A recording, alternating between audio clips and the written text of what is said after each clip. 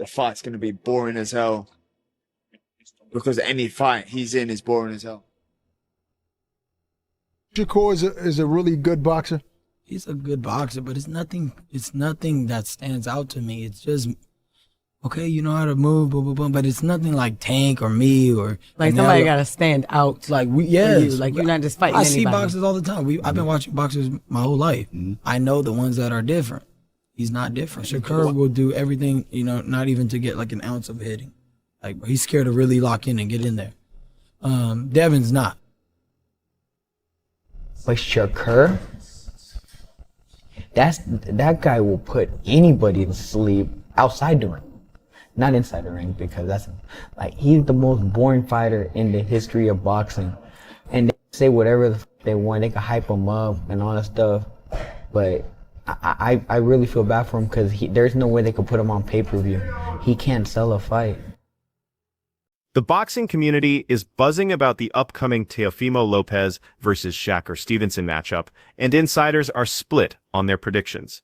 Most expect Shakur to lean heavily on his mobility and defensive skills. Some fans call this approach evasive and dull, but supporters see it as masterful ring intelligence. What do you think about the criticism that Shakur gets? Like, people say that he's boring and all that. Yeah. he's not entertaining. I mean, look, he's like an Andre Ward style. Andre Ward wasn't really that entertaining, but got the win. I mean, that's what boxing is all about. So I used to love watching Andre Ward fight because it was so punch perfect. I watched his footwork, how he moved to the right, to the left, and I trained with him as well, with Virgil. And I used to watch how he trained and how he fought, and I thought how he puts his hands there and uses it as a defense, and then pulls your hands down and catches you over the top, and them little things. So this is a fight that people get, because you got two different styles. You've got an offensive, defensive in Lopez, and you've got a defensive in Shakur. The fight world is building serious anticipation for what could be 2026's biggest early showdown. But the conversation isn't just about the winner anymore. It will unfold. When it comes to explosiveness, I would have to go with Teo. When it comes to actual rapid speed, I would have to go with Teo. But when it comes to body punching, when it comes to good timing, when it comes to craft, I would have to give all of that to Shakur Stevenson. What do you think, Doug? They're both boxers. I look at Stevenson as a versatile technician. I look at Teofimo. He's a boxer puncher, but his specialty is his counter punching. Listen, if Stevenson wants to be on his stick and move game, very difficult style matchup for Teofimo, and maybe not that entertaining to the fans. Because Stevenson's longer. Exactly. Stevenson's defense probably the best in the game, and he's longer. Great reflexes and timing, and so does Teo. That's why he's a great counterpuncher. But Teo's, he's a very special athlete, and as a competitor, he is one of those guys who saves his A game for a fellow elite opponent. That's when he really rises his game and shows us the Teofimo Lopez that everybody thought he was when he was a prospect. Shakur Stevenson holds the unbeaten WBC lightweight title and has turned defensive mastery into an art form. His footwork, combined with perfect spacing and angle work, makes him nearly impossible to tag clean. This approach brings him respect for his technical skills, but also draws heat from fans wanting non-stop fireworks. Some of your 135 contemporaries have a lot to say these days. Shakur Stevenson, well, of course, he's now 135 after all that stuff, and then Devin Haney. Right. So why people even talk like he the best at? He didn't even fight at 135 yet. Right. He didn't even have power at 126, 30, or none of that. He is good. Okay. How can you? All that's just okay. How can you stop people that can actually hit? No matter all that boxing, you're going to get hit. Teofimo Lopez brings a completely different energy with his explosive power and relentless forward pressure. The former unified lightweight king now holds WBO gold at super lightweight, and his whole game revolves around hunting opponents down and connecting with fight-ending shots. Shakur, we haven't seen him around 140. We have seen Teofimo do good at 140, so it's a tricky one. I think it's a 50-50 chess game inside that ring. If you had to give somebody 51, the other guy 49, like the smallest edge. You're going to put him in the spot. But only because I fought him before. I'll give him that 1% Shakur because I've fought him. I've never stepped in the ring with Teofimo. I've seen him fight, and I've seen him personally spar, and I've seen him. He's an amazing fighter. But I will only give him that one Shakur because I've stepped in the ring with him. When facing a mover like Stevenson, Lopez is convinced his relentless attack and combination punching can break down the southpaw's timing and rhythm. You want to be number one, you know, in boxing, so to speak. He's coming for my crown at the, you know, super lightweight division. And honestly, nevertheless, it's all about the fans. Who has a better resume between you two guys, do you think? Man, I'll tell you again, honestly, it doesn't matter until we hang up the gloves. I think that we still have such a long, depending how well we do with our health, we got a long career ahead of us, man. So this is just something for everybody for 2026. We started off with a bang, and we go from there. Tim Bradley sees a different path for Shakur, though. He thinks Stevenson can stay on the front foot, using sharp jabs and deceptive feints to keep Teo guessing, while controlling the fight's tempo without constantly backing up. Shakur ain't got a really move. Yeah, it sounds crazy. Shakur can actually walk to Teo. Yeah, he can walk to Teo.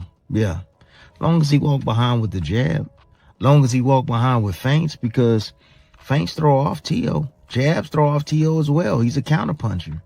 Yeah, he's a counterpuncher. So if you can keep him off balance and keep him guessing, keeping that jab in his face, and you force him back, yeah, he moves his feet, but he makes a lot of mistakes. Gets himself out of position a lot of times. He's out of position a lot of the times, man. Brings those feet together at times. Oh, yeah. When he moves side to side, same thing. He responsibly defensively, nah. When he disengages, defense is whack. Trash.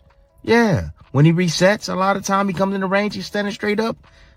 Come on, man. Shakur can take advantage of Teo not being that great on the inside, not being that great at mid-range. Bradley notices how Teo frequently loses his positioning and struggles to reset properly. This gives Shakur opportunities to plant his feet, read incoming attacks, and rely on pure boxing intelligence rather than endless movement. Yeah, he ain't got to run from Teo. No, he can stand right in front of Teo. He could. Yeah. And see all them shots coming. For sure. You already know the punch selection that he gonna use. Punch selection gonna be he gonna try to use his jab at a rapid pace. Of course. He gonna try to out-jab Shakur. Of course. Flicking it out there, flicking his jab out there, man. Trying to get some sort of response. Or flicking it out there, trying to just close the gap on Shakur. And he gonna throw the right hand downstairs. Yeah. That's what he gonna do. He gonna be looking for that right hand, then he gonna try to sneak him up top. Yeah. It's plain and simple. Sneak him up top. That's it.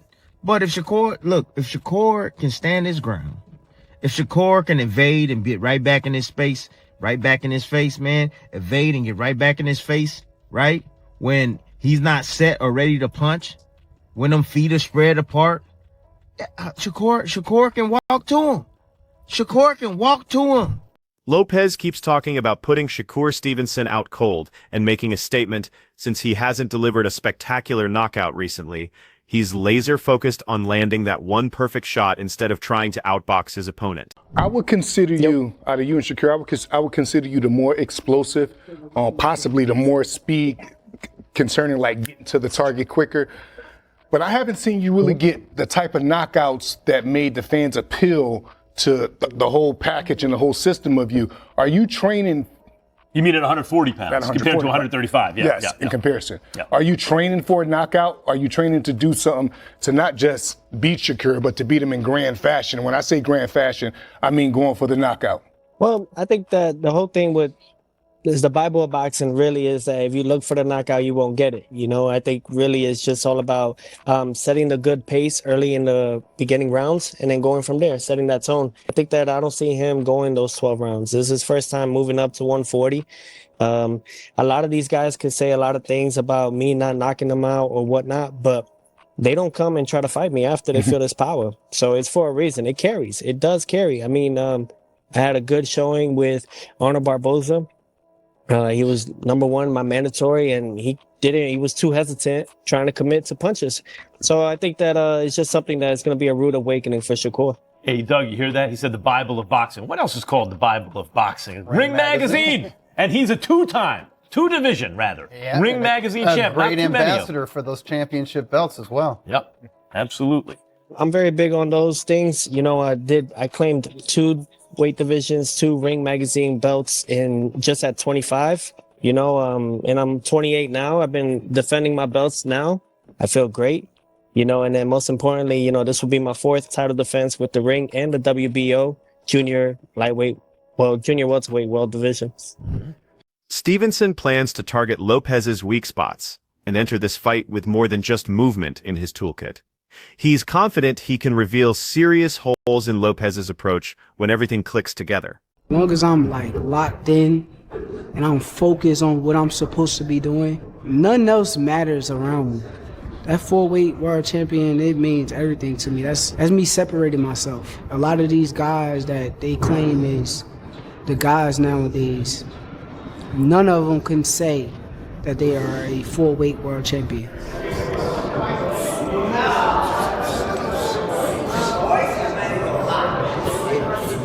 He got a lot of weaknesses, though. He's a very good fighter, but I do see a lot of weaknesses. He's not going to correct them overnight. It's going to be the same Teo that we done seen 1,000 times before. He's going to come out there trying to perform highly, and I'm going to take advantage of it. But as far as the weaknesses, I'm going to keep them to myself. Lopez has been throwing verbal shots right back, determined to prove Stevenson's hype doesn't match reality. He's labeled Stevenson as overrated and promised to demonstrate that those defensive tricks aren't bulletproof. Part of Lopez's strategy involves making things messy and dragging Stevenson into uncomfortable pocket exchanges. I mean, we were stablemates, me and Shakur, top rank. He talks about this and that and about, I was jealous of him. No, I'm not. You were a 2016 USA silver medalist. You're going to get your signing bonus and all that extra stuff. Thing was, they were trying to secure him in a different route because they had put a lot of money in him. Me, I think I was just supposed to be an opponent eventually.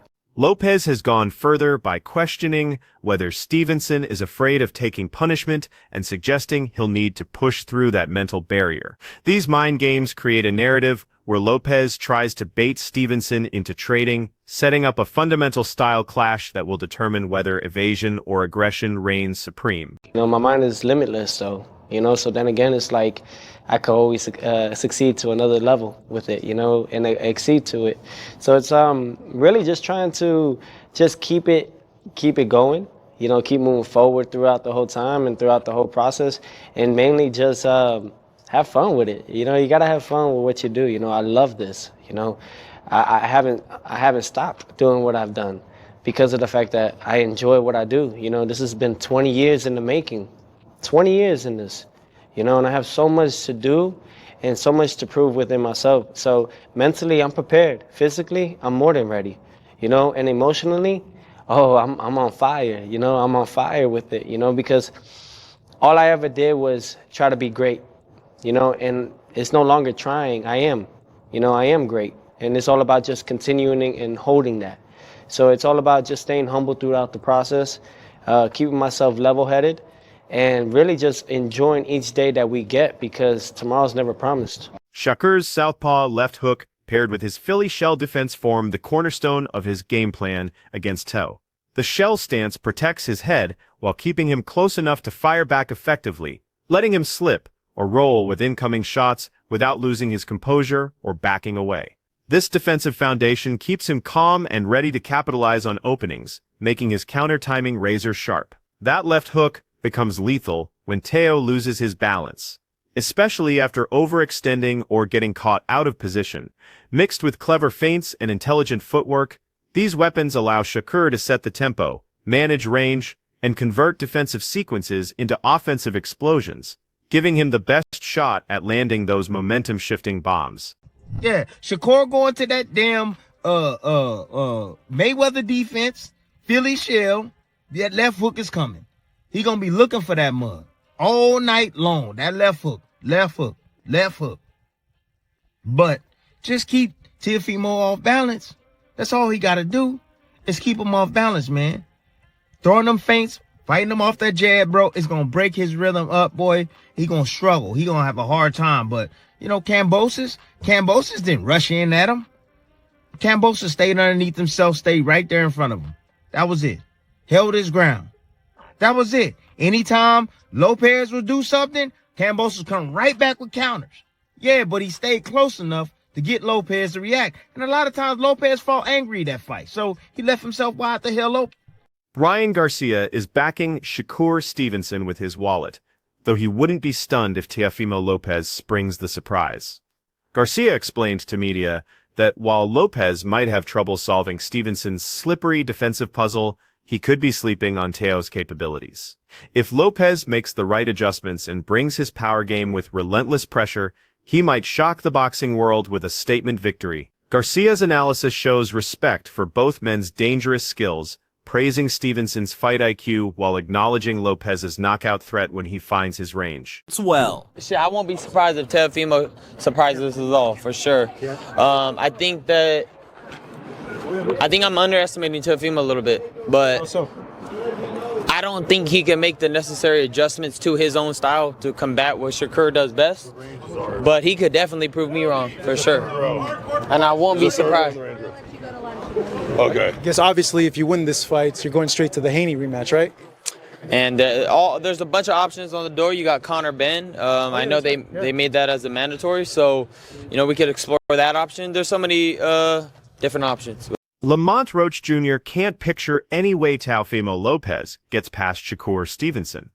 Roach is firmly in Stevenson's corner for their super lightweight battle, predicting Shakur's superior ring intelligence and elusive style will completely puzzle Lopez and lock up the win. He mentioned how Lopez historically struggles against pure boxers and thinks Stevenson's game plan and execution are sharp enough to outclass Tao while avoiding his power shots.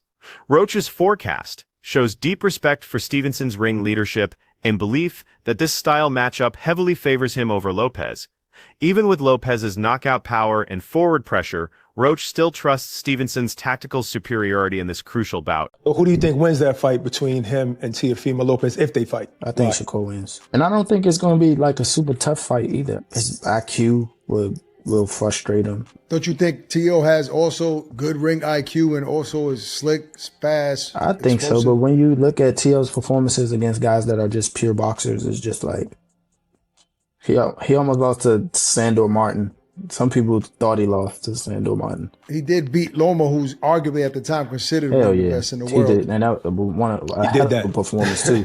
So yeah, I mean, I think he's hit or miss. You got to think he got stuff. He a little cuckoo too. Like he has like a little mental lapses every once in a while. Look at the Kambosos fight. Like that's a fight that people would never expect Kambosos to win, and he won a grueling match against him as well. So I just, I don't know. I don't think he can get it done against Shakur when it comes to like, cause it's going to be just a skill match. I don't think he's going to try to rough Shakur up, and it's probably not going to work. Shakur Stevenson's approach centers on command, patience, and calculated thinking. He wants to slow everything down and make Teofimo Lopez fight completely within his framework. The plan involves controlling range, timing, and pace while making every moment a subtle demonstration of ring dominance through staying disciplined, composed, and defensively responsible. Shakur thinks he can gradually crack Teofimo's mental state before dismantling him technically. He expects mounting frustration as clean scoring chances become scarce, creating errors and openings. After establishing that psychological advantage, Stevenson anticipates the fight shifting completely his way, letting his accuracy, timing, and ring mastery dominate every aspect from opening bell to final horn. Demolishment. We're going to demolish. The guy's way too slow. Score's too sharp, too fast, too strong. Stevenson has crafted a detailed blueprint for handling Teofimo Lopez that targets both physical and mental warfare. His strategy revolves around disrupting Lopez's flow while breaking him down psychologically through precise footwork, endless feints, and sharp counters that keep Teo constantly guessing. Instead of just moving backward, Stevenson wants Lopez to miss repeatedly, forcing overextension and crushing his confidence as each round passes. By controlling space and rhythm, he plans to dictate tempo and create Lopez mistakes, while converting pressure situations into scoring chances and banking clear rounds through surgical precision. New you're specifically working on for this camp compared to the other camps you've done? I think right now we just trying to stay mentally sharp. I don't want to go in there and try to make it a firefight. I just want to like box him and pick his brain and beat him up and make him want to quit. Mentally break somebody down, it's like I'm hitting you and you can't get anything back. You know, that's like frustrating for certain people. After a while, you know, people start to like quit mentally. Fight night is approaching fast for Teofimo Lopez versus Shakur Stevenson, and the expert community stays split, but one pattern keeps emerging. This represents a fundamental style war with completely different winning formulas. Shakur Stevenson comes in as the odds-on favorite, expected to utilize world-class range management, perfect timing, and constant movement to outclass Lopez across 12 rounds. This tactical approach draws criticism from fans who see it as boring hit-and-run tactics. Most analysts believe Stevenson's style will completely frustrate Lopez and earn him a clear decision victory, though entertainment value remains debatable. Meanwhile, Lopez insists he's training to punch his way to glory, determined to silence doubters and deliver the spectacular finish that's been missing from his recent performances. The outcome likely depends on whether Lopez's power can shatter Stevenson's rhythm, or if Stevenson's precision and ring intelligence will dominate. We know that Shakur is very passionate about the sport. He's a kid that has always wanted to be considered the best in the sport. From the amateurs till now, he wants to be pound for pound top dog. He wants to be on Mount Rushmore, so on and so forth. Teofimo, I feel that he's had that passion, right? But he's had lapses to the, at times where he thought about even quote unquote retired and said he was done with this game. Now, I don't know if that helps you because it creates this chip on your shoulder as a fighter to keep continuing to prove the world wrong that you are one of the best, or if it psychologically affects you against a guy like Shakur. When you go against a guy like Shakur reminds me of Bud Crawford. You can't have those lapses. You can't have that kind of mindset. And I think, Teo's been very vocal about the things that he struggled with. And, he was going through a divorce and all of these things were making it really, really hard for him to focus on his first love. But that's the thing. Recently, he said he came back to his first love. He remembers that this is what got him everything he has. And he's back in love with boxing. And that's what we've been wanting to hear. And when we see a Teo like that, he's sharp against Josh Taylor. When we see a Teo like that, he's sharp against Lomachenko and also willing to fight all these guys. Now think about this. I know we call big, heavy punches the boogeyman, but usually the boogeyman is the guy that's hard to beat. And Shakur, nobody really wanted to fight him. And once again, Teofimo Lopez is fighting a dangerous fighter. So what's your take on this one? Does Shakur dictate terms with his movement and boxing intelligence, or will Teofimo's power and pressure steal the show? Drop your prediction below and break down why you see it playing out that way.